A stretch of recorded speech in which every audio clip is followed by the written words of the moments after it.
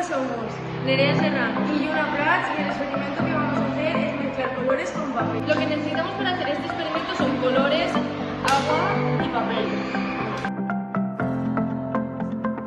Lo primero que tenemos que hacer es mezclar el agua con la pintura.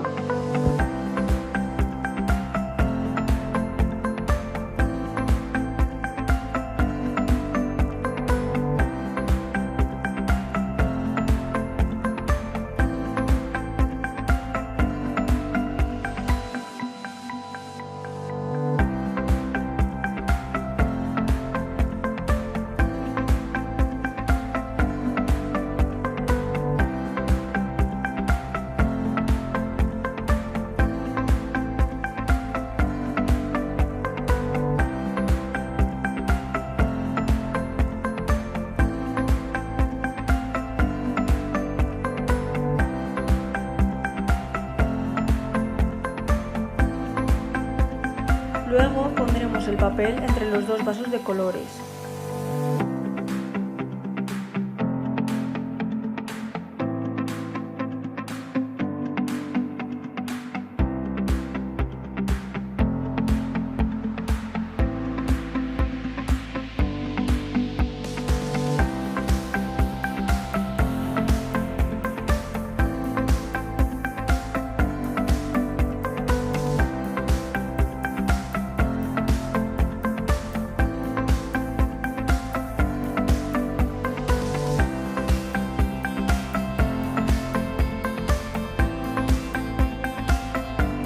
El papel absorbe el agua y hace que los dos colores se mezclen.